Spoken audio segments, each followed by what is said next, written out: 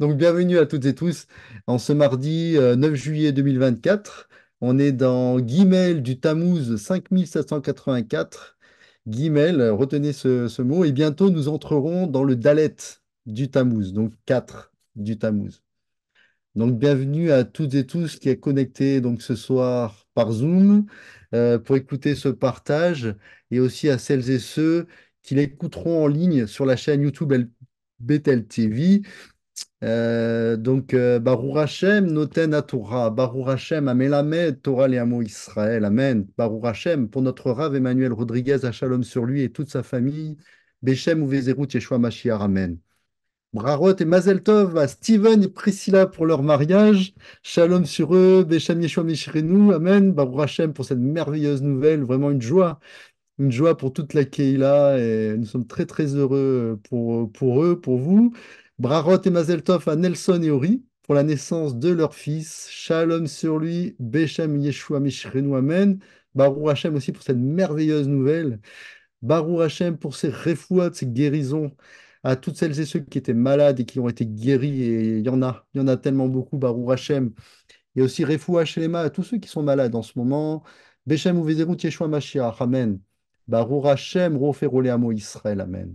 Source de bénédiction est l'Éternel, notre Elohim, qui guérit tous les malades de son peuple Israël, Amen.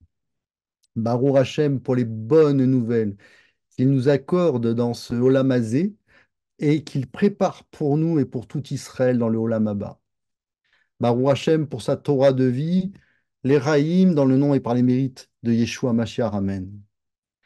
Donc ce soir, le thème que on se propose de partager, c'est autour du serviteur du cœur, servir avec le cœur. Rachid, je crois que tu as noté, mon frère.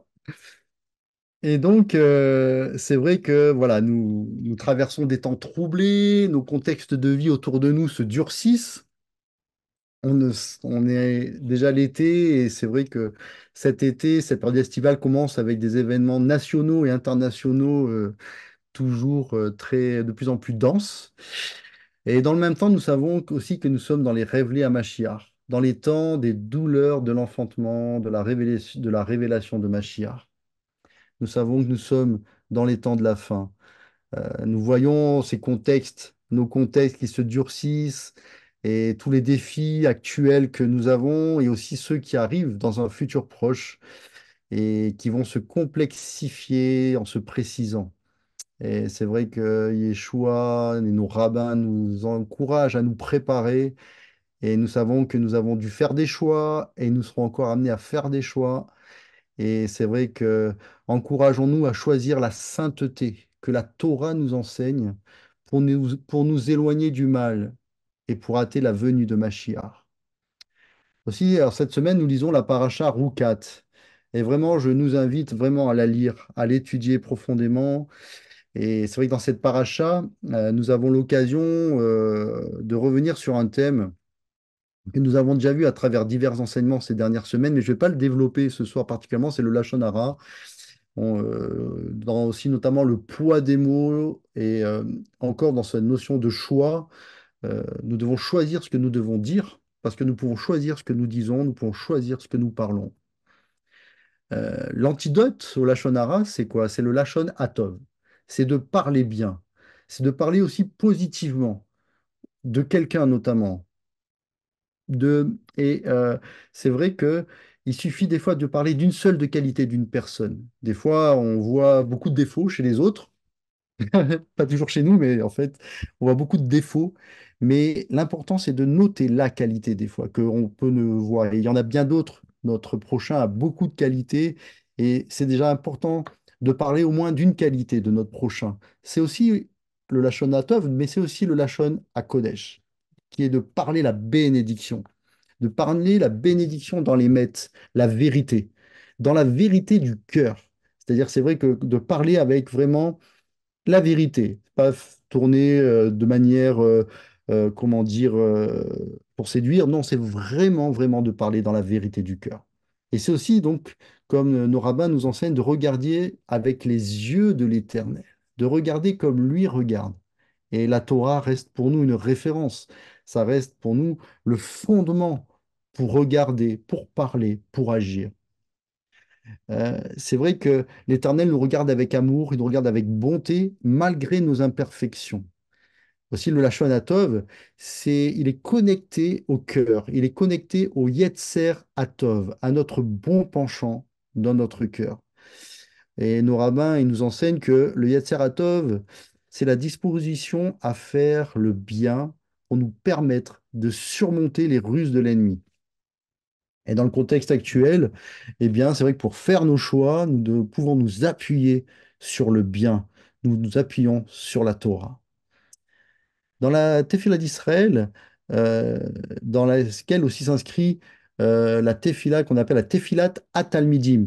Cette Tefila que Yeshua nous enseigne, la Tefila des Talmides, il est dit Vélo l'idée Nisayon. On demande à Hachem de ne pas être mis à l'épreuve. Et cette notion de ne pas être mis à l'épreuve, c'est quelque part aussi, on demande à Hachem finalement de ne pas être mis en situation de glissade, de situation euh, de péché et de fauté. En même temps, on sait qu'Hachem, quand il nous donne des épreuves, c'est pour nous faire grandir et c'est pour nous aider aussi à nous sanctifier devant lui. Alors très rapidement, on pourrait ensemble reconsidérer certaines de nos compréhensions sur certains concepts. Je vais pas les approfondir à mon niveau, mais les concepts de bienfait et les concepts de bénédiction. Alors, avant toute chose, dans la pensée juive, tout est intimement lié, alors que la pensée grecque, elle a tendance à séparer les choses. En réalité, dans la pensée juive, dans la pensée d'Hachem, eh bien, les choses sont intimement liées. Donc, même si je peux parler de ces deux éléments d'une manière un peu en parallèle, en réalité, ils sont intimement liés. Donc, les bienfaits et les bénédictions. En fait, ça pourrait faire l'objet d'une étude plus approfondie dans le futur. Ce ne sera pas le thème central de ce soir, mais il y a un lien avec la fidélité du serviteur, servir avec le cœur. Donc il y a aussi un terme aussi par rapport à cette notion de bienfait et de bénédiction. Dans l'hébreu, il y a le terme ékev, qui est lié à la notion de récompense. Je invite vraiment à écouter les enseignements de Rav Emmanuel. Notamment en août 2022, il a abordé ce sujet-là. C'était vraiment une bénédiction pour nous et c'est vraiment une bénédiction pour nous et à la gloire de Mashiach. Aussi, juste une petite approche, car en fait, il y a des liens que je vous laisserai découvrir avec le thème de serviteur.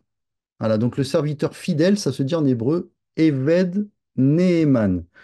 Et dans Eved, on a aussi la racine, le mot Ed.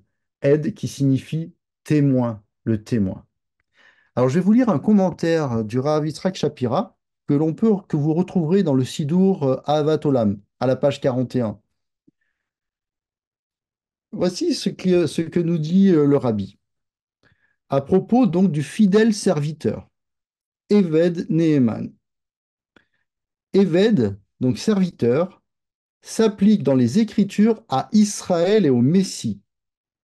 Dans le livre du prophète Ésaïe, au chapitre 41, verset 8, parle d'Israël. Et il dit, mais toi, Israël, mon serviteur, Yaakov, que j'ai choisi. Au verset 13 du chapitre 52 de Ésaïe, toujours, l'attention elle est portée sur Machiar. On nous dit, voici, mon serviteur prospérera. Il montera, il s'élèvera bien haut. Et on a le mot méode, beaucoup, qui est aussi constitué des mêmes lettres que le mot Adam. Dans la tradition juive, le Messie est appelé le second Adam. Et on peut lire dans 1 Corinthiens au chapitre 15, verset 45, le premier homme Adam devint une âme vivante, le dernier Adam est devenu un esprit vivifiant.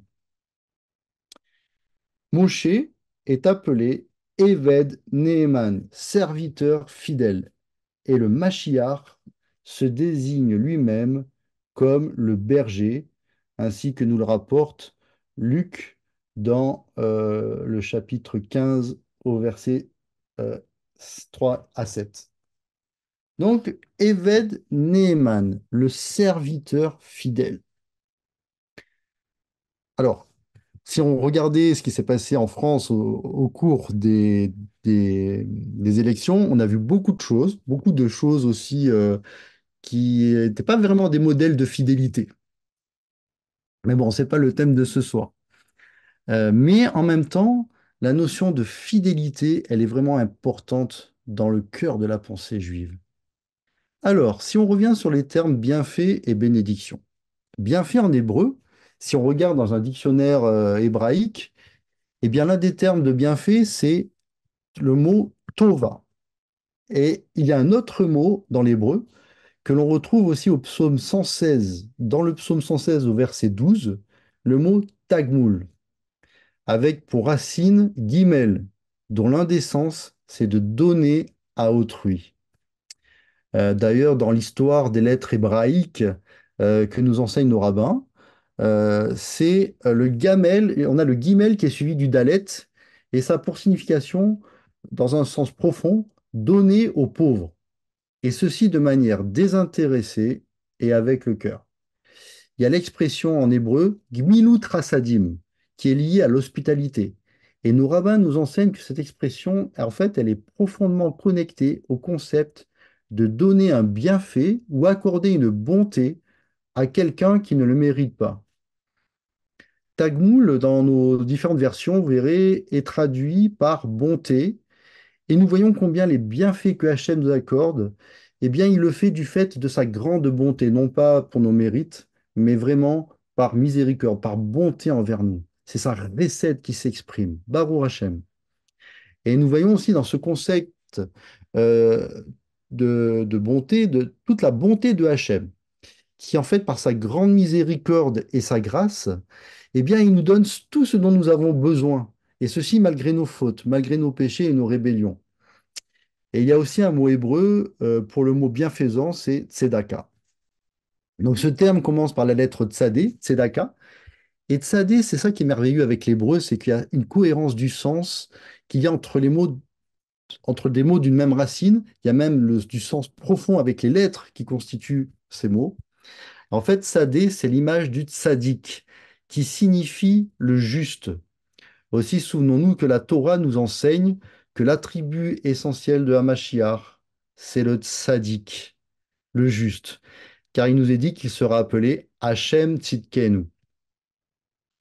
Aussi, dans une liste, on va dire, non exhaustive de ce qui est appelé les bienfaits, on va retrouver la Parnassa Tova, c'est tout ce qui est la subsistance, le gagne-pain. On retrouve donc cet élément important. Et encore une fois, hein, ce n'est pas séparé de la bénédiction que l'on va voir, mais la Parnassatova est quand même quelque chose qui est aussi accordé autour de nous et on peut voir aussi qu'elle peut être accordée à des personnes qui ne semblent pas pratiquer la Torah d'une manière très, très poussée.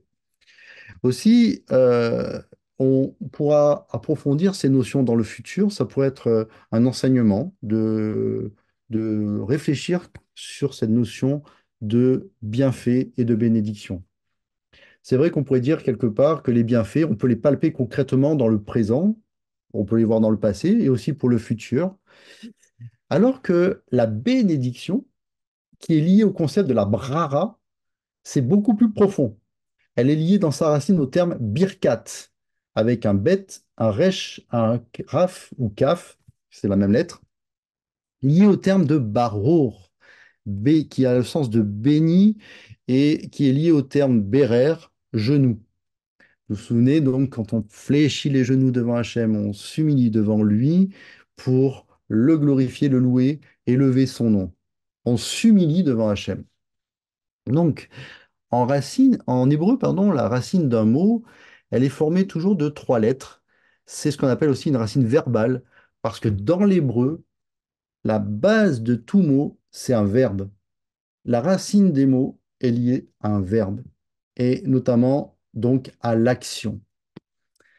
Eh bien, c'est vrai que on voit toute cette profondeur de la notion de bénédiction, et ça va au-delà de ce que nous voyons. Autant les bienfaits, quelque part, c'est des choses qui se voient, autant la bénédiction, c'est quelque chose qui est lié plutôt dans le futur. La bénédiction, elle est liée dans l'hébreu à la notion de transmission. Notre rabbi Emmanuel Rodriguez, il nous enseigne profondément sur cette notion de bénédiction, de génération en génération. C'est vraiment la profondeur de la pensée juive. Les bénédictions d'Abraham qui sont reportées sur les générations à venir. C'est toute l'alliance qu'Hachem a conclue avec Abraham. Avinu, Shalom sur lui. Et c'est vrai que cette notion de transmission des pères aux fils, des avot au banim en hébreu, avec cette notion l'édor vador, de génération en génération, avec cette notion de futur. Et dans la pensée juive, il y a ce concept que ce qui est transmis va devenir un héritage. Le présent, quelque part, c'est pas le futur du passé. Ce que nous vivons aujourd'hui n'est-ce pas le futur d'hier? Toutefois, en fait, nos rabbins, ils nous avertissent d'une chose importante qu'on doit toujours garder à l'esprit, nous qui vivons, qui avons peut-être grandi dans la pensée grecque, et bien qu'en fait, dans la pensée juive, euh, les choses ne sont pas de manière linéaire, mais les événements, les situations et tout ce que la Torah nous enseigne, c'est cyclique. C'est pas ça après ça, puis ça après ça, mais il y a vraiment une forme de cyclicité des choses, des éléments. Et ça, c'est vraiment important pour nous de garder en tête, notamment dans notre compréhension des temps et dans notre compréhension des prophéties. Alors, Israël, il est dans l'héritage des pères, il est ancré sur la transmission. Et nous sommes sous la bénédiction des pères, nous sommes sous la bénédiction d'Abraham, d'Isaac et de Jacob, comme nous le proclamons dans la Tefila. Nous sommes sous la bénédiction des pères, en hébreu les Avot. Les fils, en fait, sont les bénéficiaires de la fidélité des pères et de leur Tefilot. Ils ont élevé à Hachem pour les générations futures. Le grand rabbin juif Yeshua ben Yosef. Imaginons, mais comme c'est fort, qu'il a prié pour nous aujourd'hui et aussi pour les générations à venir. Avraham Avinu, il a prié pour nous et pour les générations à venir. Moshe Rabbeinu a prié pour la génération d'aujourd'hui et en fait pour les générations à venir. Moshe Rabbeinu a prié pour la génération d'aujourd'hui, pour nous et pour nos enfants et pour les enfants de nos enfants. Quelque part, c'est très fort. Prier pour quelqu'un qu'on ne connaît pas. Ils ont prié pour les générations du futur. Ils ont prié pour le futur des générations. Là, on voit dans la pensée juive que toutes ces notions qui sont intimement liées, c'est pas linéaire, mais c'est d'une profondeur. Et c'est aussi quelque chose qui nous dépasse, qui dépasse le soi. C'est vrai que qu'ils aient prié pour les générations de leur futur nous enseigne. On pourrait dire, avec quand même beaucoup de précautions, je vais rester prudent, mais quelque part, ils ont prié pour nous sans vraiment nous connaître. Mais en fait, est-ce qu'ils nous connaissaient ou pas? Ça, c'est un autre sujet. Je ne vais pas développer ça, ce sujet-là comme ça ici, mais ça pourrait être aussi un axe d'enseignement et de réflexion. Les pères nous connaissaient-ils? Dans l'un de ces enseignements, à Shabbat du 6 novembre 2021, Rav Emmanuel Rodriguez a dit ceci. La fidélité à l'Éternel passe par la fidélité à la Torah. Notre futur dépend de nos choix. Alors le serviteur fidèle, il est engagé fidèlement et loyalement pour son maître. Son engagement, il vise pas le bien-être de soi-même, ni le nourrissement de son ego, mais il doit viser la bénédiction pour tout le peuple, pour tout le Ham, et en fait aussi pour la bénédiction pour son maître qu'il envoie en mission. C'est ça aussi ce concept du serviteur dans la pensée juive. On en voit un merveilleux modèle dans la paracha Sarah, donc au chapitre 24 de Genèse, Bereshit en hébreu. Donc dans la tradition rabbinique, le serviteur Abraham serait Eliezer. Et regardons ce que dit Eliezer pour se présenter à la famille de Rebecca quand il va donc, il est envoyé par Abraham pour trouver une épouse pour Yitzhak et il est accueilli par la famille de Rebecca qui lui propose à manger, des repas, viens, installe-toi.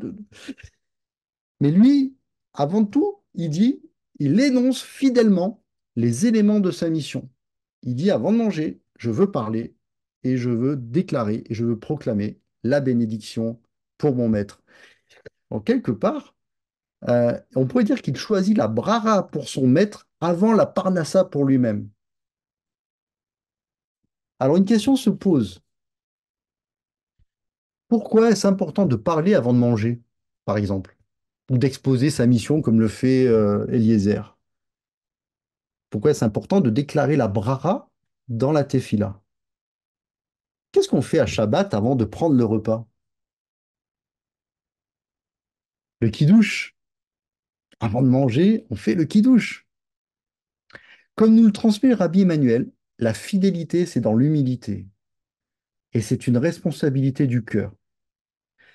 Yeshua Mashiach nous enseigne que celui qui est fidèle dans les petites choses l'est aussi dans les grandes. Rabbi Emmanuel nous disait en 2020, vous vous souvenez du contexte, le Covid, une crise majeure mondiale, il disait que pour nous aujourd'hui, nous devons seulement accomplir les petites choses, mais en une époque plus difficile, et que le sacrifice de soi peut consister en un simple changement d'habitude. C'est très profond. Ça peut vraiment nous faire réfléchir. On pourrait aussi se demander quelle est la différence entre fidélité et loyauté. Dans la pensée juive, la fidélité, elle est liée à la vérité du cœur, l'émouna dans l'émet, et aussi dans le shalom, parce que shalom, c'est la plénitude. Il n'y a pas de réserve, c'est complet. Et c'est finalement tout donné avec le cœur. Et je vous encourage à écouter l'enseignement que vous avez donné notre frère Rachid il y a quelques mois, s'investir dans sa communauté. Le cœur est mobilisé. L'action, hein, vous souvenez-vous dans l'hébreu, l'action. L'action est la racine de toute chose. La fidélité, en fait, eh bien, c'est de tout donner avec son cœur. Elle est zélée, elle est motivée et elle recherche non pas le bonheur de soi-même, mais notre plénitude vient à travers la plénitude de tout le peuple, de tout le âme, de toute la communauté. En fait, la fidélité recherche le bonheur de la personne à qui elle est dédiée. Elle recherche la joie de l'autre. Quand nous servons Hachem, nous voulons qu'il soit content pour nous. Nous voulons qu'il soit content. Nous voulons lui faire plaisir. Et il en est de même quand nous servons nos frères et sœurs dans la communauté, dans la Keïla. On veut qu'ils soient contents, mais on ne recherche pas en fait notre, comment dire, on ne recherche pas la gloire pour nous en fait. Ça, c'est important dans la fidélité. Parce que finalement, si on est fidèle, c'est pas envers soi-même, c'est envers les autres. En fait, donc la fidélité, elle est zélée, elle est motivée, elle recherche la joie et le bonheur de l'autre. Et la loyauté, elle, quand on va dire qu'elle peut se limiter à des termes d'un contrat, elle va engager la raison, le droit, euh, alors que la fidélité, elle, elle s'engage avec, déjà, elle s'engage, un engagement avec le cœur, un engagement avec l'amour. L'amour au-delà du sens émotionnel du terme, mais vraiment qui dépasse finalement tous les aspects humains, donc vraiment un engagement. La fidélité, c'est un engagement du cœur. Et cette fidélité doit animer le serviteur. Alors tout l'enseignement de la Torah pointe vers Mashiach. Et aussi bien au travers de chacun des versets de la Torah qu'au travers de chacune de ses lettres. Tout pointe vers Mashiach qui est notre modèle. En fait, la Torah nous montre que c'est dans l'action que l'on démontre notre appartenance. Est-ce que la fidélité se concrétise dans les actes? Quelque part, la fidélité se nourrit et s'entretient de l'amour réciproque. Il n'y a pas de fidélité sans amour. Quelque part, il y a aussi cette notion de confiance, parce que l'amour et la confiance sont intimement liés. Et quelque part, cet amour et cette confiance est réciproque, aussi bien entre du serviteur, du maître envers son serviteur, qui va mandater, il mandate son serviteur, il a confiance en lui, mais également cette confiance du serviteur envers son maître. Parce que quand le maître lui confie une mission, le serviteur a confiance que ce que lui demande le maître, c'est pour une bonne chose. Ce que nous demande Hachem. Les mises-votes qu'il nous donne, nous croyons que c'est pour notre bien. Nous croyons que c'est une bonne chose, qui est une bénédiction pour tout le peuple. C'est une bénédiction pour toutes les générations. L'importance de cette confiance aussi qui va nourrir la fidélité. Dans la pensée juive, il y a un élément très important. Je trouve ça merveilleux et c'est vrai que ce partage est l'occasion de voir ensemble. C'est qu'en fait, le serviteur fidèle agit dans l'intérêt de l'autre.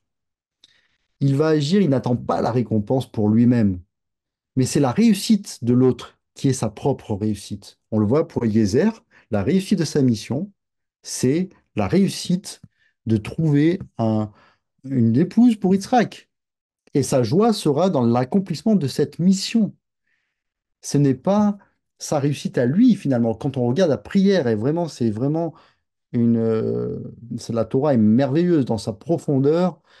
Quand on lit, relisez ce passage profondément, et on voit des éléments tellement merveilleux du serviteur qui, qui finalement s'annule devant les intérêts de celui qui l'envoie. Dans la pensée juive, la réussite du peuple, c'est la réussite de l'individu, dans le sens où ma réussite, c'est ta réussite. C'est ce que nous enseignait d'ailleurs le Rav David Ben Moshe, qui est venu le 2 décembre pour l'inauguration de la Kehila Beth Shoresh à Genève.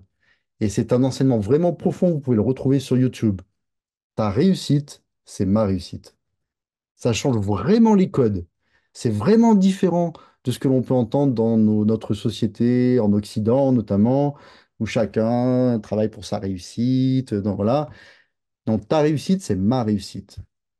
Ça demande vraiment, vraiment beaucoup de travail sur notre cœur, de travailler sur notre humilité, parce que finalement, euh, ça ramène aussi au cœur et à la fidélité entre nous, et à la confiance. Quand nous obéissons à Hachem, nous le faisons, nous voulons le faire avec le cœur sincère, profondément ancré dans les mètes, pour sa gloire. Là encore, toutes ces notions, tous ces concepts sont intimement liés. Les mètes, la vérité, la confiance, l'émouna, le shalom, c'est complet. Alors, quelle est la récompense du serviteur? Est-ce que ce serait d'avoir été reconnu à la hauteur de la confiance que lui a témoigné son maître quand il lui a confié la mission? Ou bien est-ce d'avoir contribué à ce que se réalise la bénédiction divine promise au maître et à tout le peuple? Dans la pensée juive, on recherche à ce que la bénédiction rejaillisse sur le peuple. Ma mitzvah que j'accomplis, c'est pas pour moi, c'est pour la bénédiction pour le peuple. C'est la bénédiction sur les autres, sur tout le âme, sur tout le peuple. Et si le peuple est béni, alors chacun de ses membres est heureux. La réussite de la mission du serviteur repose sur un sacrifice de soi, impliquant qu'il va regarder au-delà de son ego, au-delà de lui-même. Et comme nous le dit souvent le Rav Emmanuel, au-delà de notre moi, dépasser notre moi. Et c'est tout le sens d'accomplir une mitzvah. C'est tout le sens aussi de la tefila, où on demande à Hachem pour les autres, pour le peuple. L'Éternel, Baruch Hachem, est fidèle dans ses promesses de bénédiction. Elles se réaliseront toutes. Et nos rabbins, ils nous enseignent que notre obéissance aux mitzvot de la Torah avec le cœur et la foi en Hachem peut même annuler les malédictions. C'est tout l'enseignement dans la Torah. Choisis le bien, choisis la vie, choisis la bénédiction. Et en fait, les malédictions, nos rabbins nous enseignent qu'elles ne se réaliseront pas obligatoirement. Souvenons-nous de la prière que Yeshua nous exhorte à prier. Priez pour que votre fuite ne survienne pas en hiver ni un jour de Shabbat. Priez pour que votre fuite ne survienne pas en hiver ni un jour de Shabbat. Finalement, ça nous montre que tout n'est pas forcément arrêté. Et souvenons-nous dans la Tefila de la réussite pour le peuple. Dans le psaume 113, au verset 9, il nous est promis que l'Éternel fait trôner dans la maison la femme stérile devenue une mère heureuse de nombreux fils. Et dans le psaume 147, au verset 12-13, Hachem nous dit, il nous encourage, bénir son nom. Il nous encourage, il encourage Yerushalayim, célèbre l'Éternel, glorifie-le, haute Sion, car il a consolidé les barres de tes portes et il a béni tes fils dans ton enceinte. Baruch Hachem, Baruch Hachem. La fidélité, elle va se palper dans la transmission de ce que nous avons reçu. Nous transmettons fidèlement ce que nous avons reçu. C'est tout le cœur de la pensée juive, la transmission de génération en génération. Elle va mobiliser l'honnêteté, comme on l'a dit, la vérité du cœur, à émettre à lèvres, la vérité du cœur. Si on regarde encore Eliezer, le serviteur d'Abraham, eh bien, quelque part, on voit que Eliezer n'a rien détourné pour son propre compte, ni même pour sa gloire personnelle. Il a même mis la réussite de sa mission avant son ventre.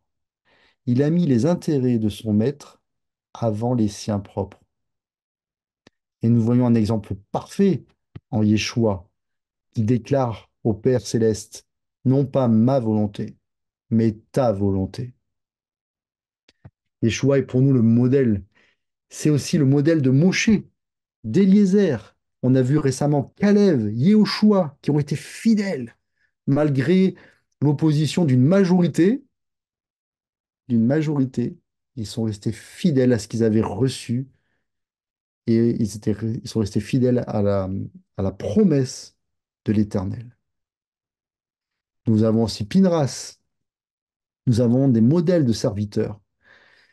Nous avons Moshe, ce serviteur humble. Nous savons que l'humilité est l'attribut majeur de Moshe Rabbeinu. Et cette humilité qui est dans les maîtres, le serviteur qui a pour objectif la réussite du projet de l'autre, la réussite du projet de son maître, la réussite du projet pour le peuple.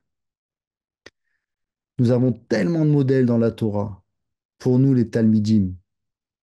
Chacun, à son niveau, doit chercher le succès du projet divin du Malrout Hashamaïm. Que ton règne vienne et que ta volonté soit faite sur la terre comme au ciel. Ça nous implique dans l'action. Et ceci avec amour et l'engagement du cœur. Le serviteur doit lutter et vaincre l'égoïsme, ses ambitions de développement personnel. Et en fait, son travail sur lui-même doit l'amener à honorer le maître. Et ceci doit nous faire réfléchir, méditer, grandir dans notre relation à Hachem et dans notre relation à toute la communauté, au peuple. Le maître est notre Mashiach Yeshua, notre maître, qui nous envoie comme des ambassadeurs. Un ambassadeur, qu'est-ce qu'il cherche, l'ambassadeur? L'ambassadeur cherche à honorer le roi et à honorer la nation à laquelle il appartient, le peuple. Le serviteur doit aussi résister aux tentations qui l'éloigneraient de sa mission. Nous avons un exemple dans le premier livre des rois, au chapitre 13, de ce prophète de Béthel qui, dans une première partie, a réussi sa mission, ce qu'il devait faire, et la consigne qui lui avait été donnée, il avait reçu plusieurs consignes de l'Éternel, et elles étaient précises. Il devait pas, par exemple, retourner par le même chemin. Il devait parler à personne. Qu'est-ce qui se passe? Il croise un autre prophète, un vieux prophète, qui l'invite à manger. Ah, le ventre. Qui l'invite à la maison, viens manger, viens boire. Et en fait, la consigne, ça ne veut pas dire que quand on nous invite, il faut dire non. C'est pas dit ça. Mais dans son contexte, le prophète devait respecter la consigne qui lui avait été donnée. Et finalement, il a transgressé l'une des consignes. Et derrière, ce qui s'est passé, c'est qu'il a été dévoré par un lion sur son chemin retour. Ça doit nous faire réfléchir, notamment dans les temps que nous traversons. La fidélité à Hachem, la, la confiance, la fidélité entre les uns et les autres. Et finalement, on va arriver à une notion qui est fondamentale. Nos rabbins nous enseignent que l'objectif de la mise en pratique de la Torah et des mitzvot, c'est que nous soyons toujours le plus attachés profondément au Yetzer HaTov, au bon côté, qui va commander aussi le Ayin HaTov, et qui va nous amener aussi à parler le Lashon HaTov qu'on a évoqué au tout début. La Torah est un enseignement pour nous permettre de réussir dans l'Avodat Hashem. L'Avodat Hashem, le service pour Hashem, le service pour l'Éternel. Eh bien, ce service, c'est vrai qu'il couvre tous les domaines de notre vie. La famille, la Keila, au travail, nos relations avec les autres, nos relations avec nos amis, nos relations avec nos ennemis. Souvenons-nous aussi de l'enseignement de notre maître Yeshua, qui nous amène à réfléchir sur euh, notre relation avec ceux qui nous haïssent. Partout, en fait, où nous nous trouvons, partout où nous faisons, où nous sommes dans l'action, eh bien, nous sommes quelque part comme des ambassadeurs de Mashiach. Comme le rabbin juif Shaoul de Tars nous le dit aux Corinthiens dans sa lettre aux Corinthiens au chapitre 5, verset 20. Et je vais vous lire une traduction qui est sur la base de la version de Litz. De Litz qui a donc repris l'ensemble de la Brit Hadasha et qui l'a traduit en hébreu, en essayant d'être le plus fidèlement possible à la pensée hébraïque. Il dit ceci, donc en français, je vous donne la traduction en français. Nous faisons donc les fonctions d'ambassadeurs pour Hamashiach. Dans la version de Litz, ambassadeur pour Hamashiach se dit Melitze Hamashiach. Comme si à Elohim exhorté par nous. Nous vous en supplions au nom de Mashiach, soyez réconciliés avec Elohim. Quelque part, en fait, la fidélité du serviteur va se mesurer au respect à la lettre des consignes qui lui ont été données par son maître pour la réussite de sa mission complète. Hachem nous donne la Torah et les mitzvot à accomplir pour réussir à accomplir sa volonté, pour nous aider à réussir à toucher la cible. Et il nous donne ces mitzvot qui nous sont aussi enseignés comme étant des recommandations dans la pensée juive, des recommandations.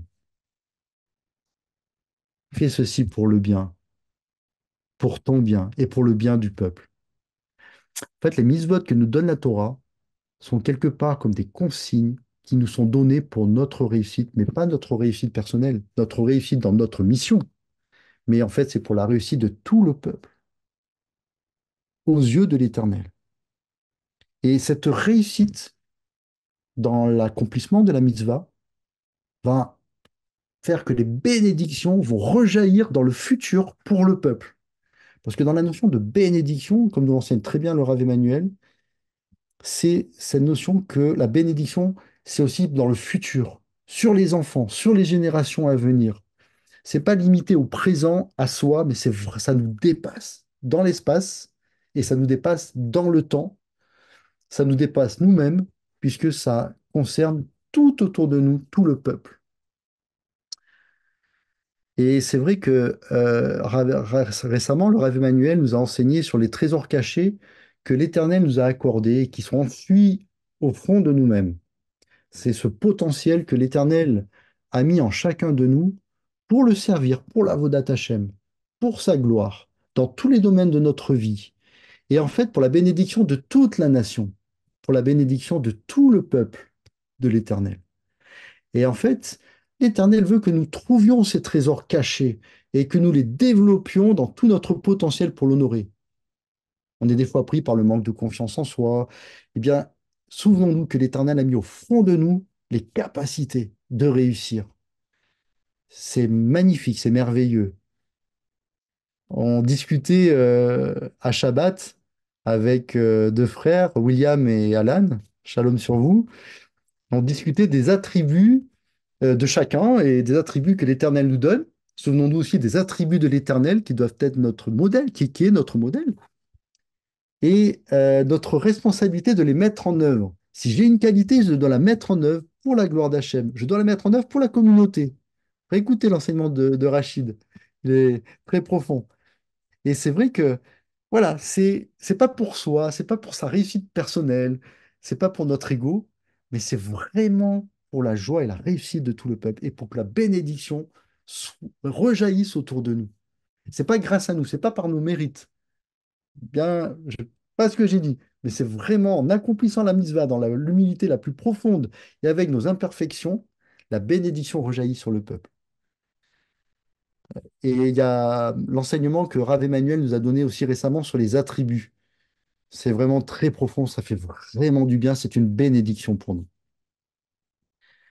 Vous savez, à Shabbat dernier, il y a le pasteur Matt, qui est un enseignement à la Yeshiva Chouvu, qui est venu pour euh, nous apporter le livre La chute des Dômes dans sa version française, afin que cela puisse être répandu en France notamment.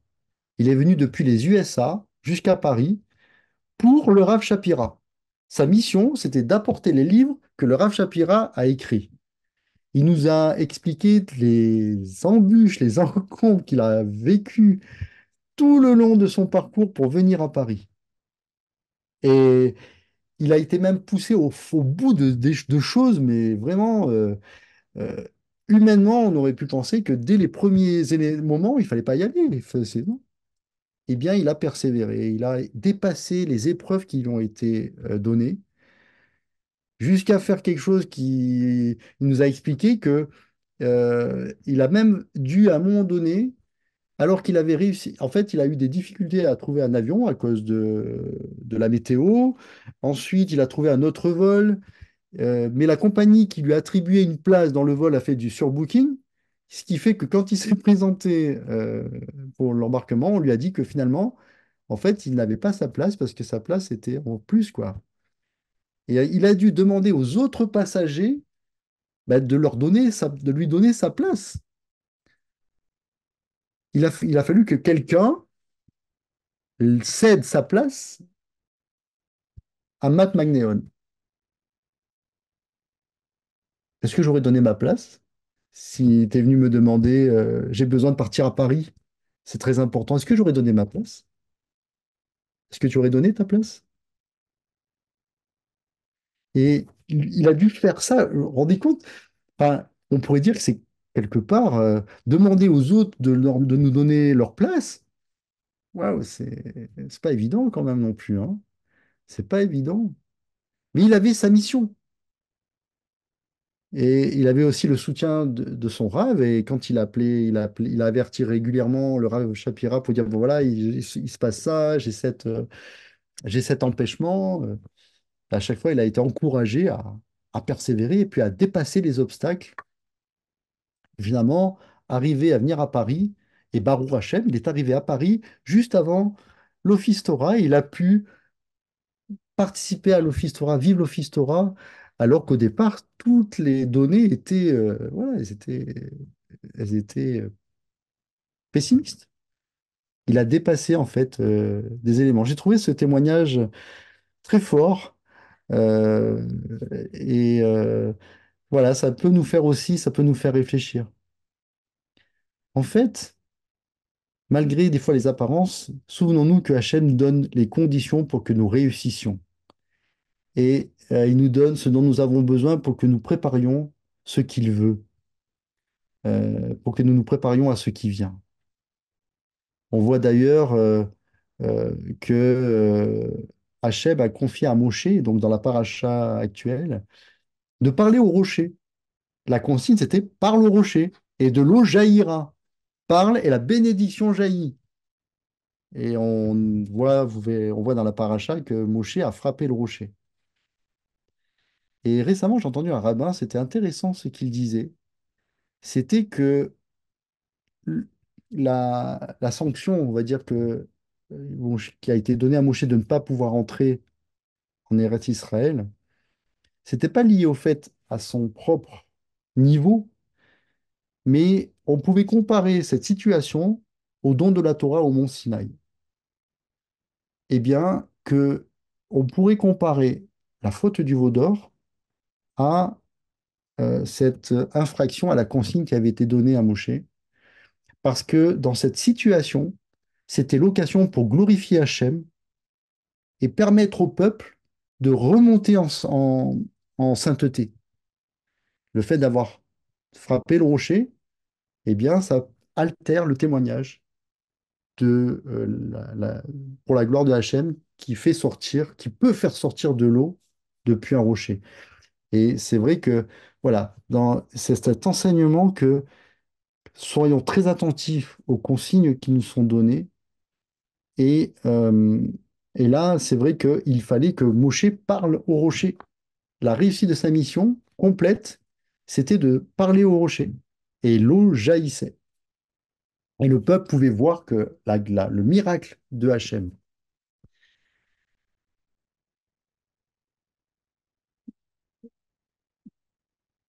Pessah, Pessah, Hachem libère son peuple pour que le peuple soit en mesure de le servir. L'Éternel fait sortir de Mizraïm pour être servi par son peuple. Hachem nous donne tous les bienfaits dont nous avons besoin pour que nous puissions le louer. Et là encore, vous voyez, et les bienfaits, même les bienfaits matériels, eh bien, c'est beau de les mettre au service d'Hachem. Accomplir une mitzvah fait retentir la brara sur tout le peuple, sur tout le ham. Quand elle est faite aussi avec désintéressement, afin de ne pas chercher sa gloire personnelle, mais chercher à ce que la gloire soit rendue à Hachem. Comme il est dit dans le psaume 96, Odou la Hachem Kitov, ki leolam rasdo. Odou à Hachem Kevod Shemo. Son nom est Kevod et Kavod. Hachem est Kavod, c'est l'un de ses attributs. Dans la Tefila juive, nous demandons à Hachem de nous faire des connaisseurs de son nom et d'étudier la Torah pour elle-même. L'Ishma, et non pas pour une gloire personnelle. Et Rabbi Yeshua Mashiach ben Yosef, il nous encourage totalement à éteindre nos désirs personnels pour le suivre. On pense à ce jeune homme riche. Vends tout et suis-moi. Il parlait à quelque chose qui était vraiment profond pour ce jeune homme. Et là encore, euh, c'est dans un contexte, il faut bien lire le contexte et nous souvenir donc que quelque part, euh, pour la réussite de notre mission, eh bien, nous devons travailler aussi sur les éléments qui sont au fond de nous et qui pourraient entraver la réussite de notre mission. Rav Shapira nous enseigne que ce qui est le niveau le plus élevé de la Kedusha, c'est quand quand nous remettons tout entre les mains de Hachem. C'est le terme notamment Afkid. Vous savez, dans cette effila du soir, Afkid, euh, Beyadera Afkid Rouri, entre tes mains, je remets mon âme, mon esprit. Je remets tout entre tes mains. Et Yeshua, au moment d'expirer, a dit, a prononcé cette prière. Je remets tout entre tes mains, mon esprit entre tes mains. Afkid, le terme Afkid. En fait, finalement, le serviteur fidèle ne recherche pas les honneurs pour lui-même, comme nous le rappelait d'ailleurs notre frère William dans son enseignement sur les traits de caractère, que je vous invite à réécouter. Et qui nous a présenté aussi comme une des origines de la chute de Korah. Vous vous souvenez, dans la paracha précédente, cette rébellion de Korah, qui, selon les sages d'Israël, la source de sa rébellion, c'est qu'il avait recherché pour lui-même le kavod. Il a recherché pour lui les honneurs. Quand le fidèle serviteur agit pour son maître, il recherche le kavod pour son maître. Et ceci pour le futur et non pas pour son propre présent. Nous devons nous souvenir que Hachem est kavod, que nous ne pesons pas lourd devant lui. Comme notre Rabbi Emmanuel nous le rappelle, nous sommes très légers devant l'Éternel. Et c'est tout l'enseignement de la Torah, de se souvenir que nous nous souvenions que nous devons chercher à honorer l'Éternel en donnant le maximum de notre potentiel pour lui dans tous les domaines de notre vie. Et c'est ce concept aussi que nous enseignent nos rabbins, le concept de Shmirat Hashem, la réputation pour le nom d'Hachem. C'est-à-dire que nous avons cette responsabilité de garder, de respecter, d'honorer la réputation de l'Éternel. C'est tout cet attribut d'un ambassadeur qui représente quelqu'un d'autre. Ta réussite est ma réussite. C'est un concept très profond dans la pensée juive. Et notre Rav Emmanuel Rodriguez nous exhorte à annuler notre volonté devant la volonté de l'Éternel. C'est très profond, cette exhortation, d'annuler notre volonté devant la volonté de l'Éternel, d'aligner nos émotions humaines sur les émotions spirituelles que l'Éternel a créées et qui le glorifient. C'est tout le sens que l'on va retrouver dans la prière du Modéani. Nous te remercions, ô Éternel. Dans le Modéani, et d'ailleurs, le Rav Shapira nous l'explique, car quand nous prononçons cette tefila, en fait, nous exprimons que nous annulons notre désir personnel pour faire de l'Éternel notre désir, de faire de sa volonté notre désir. Tout ceci, ce sont des fondements et des axes de pensée et d'action dans notre préparation actuelle aux combats spirituels qui viennent, pour fortifier notre positionnement, quoi qu'il se passe, quoi qu'il arrive, quoi qu'on nous dise autour de nous, et notre persévérance à marcher dans les voies de l'Éternel malgré les épreuves et les défis, malgré les menaces, malgré les intimidations. Et nous voyons autour de nous qu'il y a comment dire, des spécialistes en intimidation. Et quel que soit finalement le contexte géopolitique qui va nous entourer, que nous fortifions notre positionnement et notre persévérance à marcher dans les voies de l'Éternel. Pasteur McNevan, à Shabbat, le shalom sur cet enseignant, il disait, et c'est là on rentre dans cette, dans cette notion tellement fondamentale et importante. Il nous disait, l'antidote à la division, c'est l'unité, c'est les rades, marcher dans les rades. Eh bien, c'est ne pas rechercher sa gloire personnelle, mais que la bénédiction rejaillisse sur tout le peuple, sur l'autre, sur mon frère, sur mon maître, sur mon rabbin, sur tout le peuple, sur la Kehila, sur ma famille. Et pas parce que c'est ma famille, mais parce que c'est la famille que l'Éternel m'a donnée. C'est la Kehila que l'Éternel m'a donnée. C'est pas pour mon moi, mais c'est pour la gloire de l'Éternel. Dans la pensée juive, en fait, on ne pense pas individuellement. Et là, je voudrais encourager à réécouter l'enseignement de notre frère Fred il y a quelques semaines, justement, où il nous a parlé de la place de l'individu dans le peuple et comment cette place de l'individu dans le peuple, eh bien, elle est perçue différemment dans la pensée juive par rapport à la pensée grecque. L'unité, les rad, c'est capital pour nous. Et dans les enjeux, les menaces qui arrivent, mais aussi les bénédictions qui nous sont promises, marcher dans les rad, c'est un fondement. C'est un fondement. Et ce sera pour la bénédiction, pour les nations et pour Israël. Pensons aussi pour nous qui habitons en France, souvenons-nous que quand dans ce pays, quand nous obéissons aux mitzvot d'Hachem, la bénédiction pourrait jaillir aussi sur Tsarfat, qui a dans la prophétie et que selon les commentaires des sages d'Israël et de nos rabbins, un rôle important dans la Géoula à venir.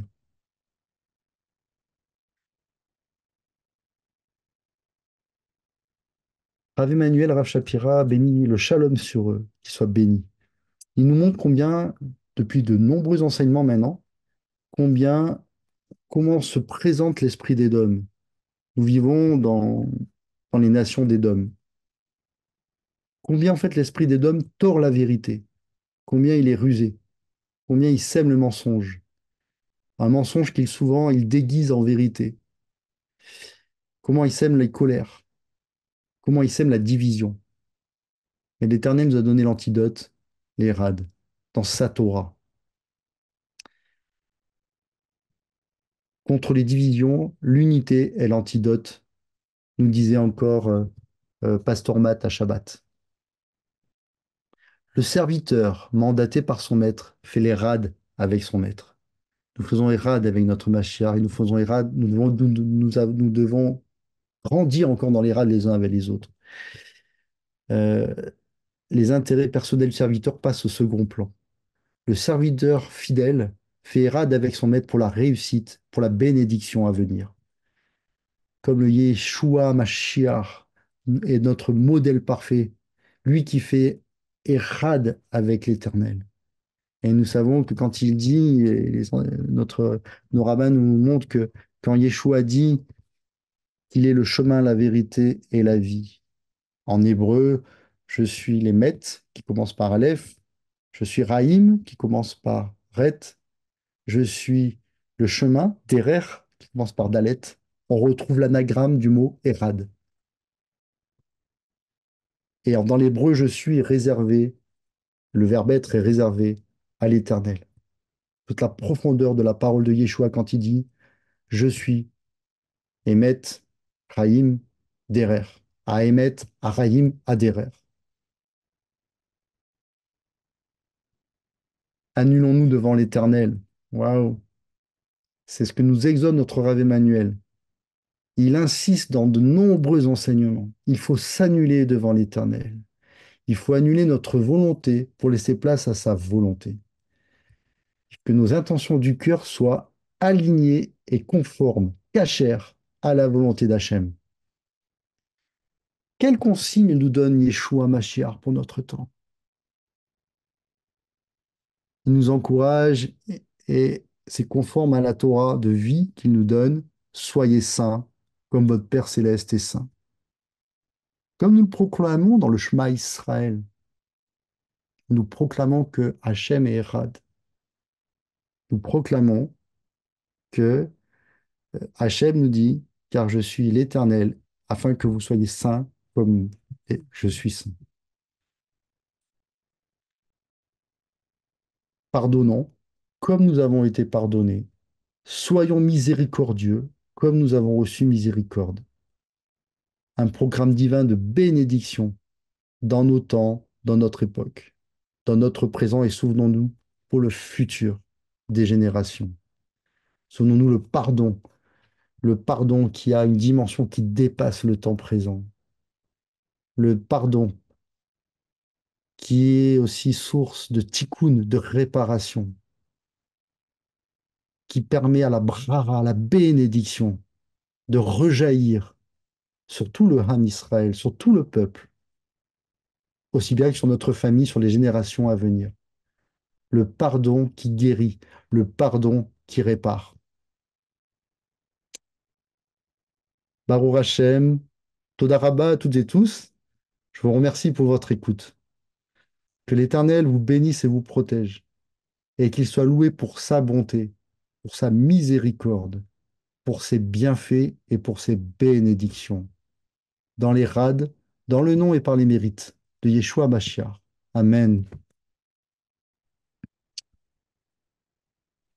Amen.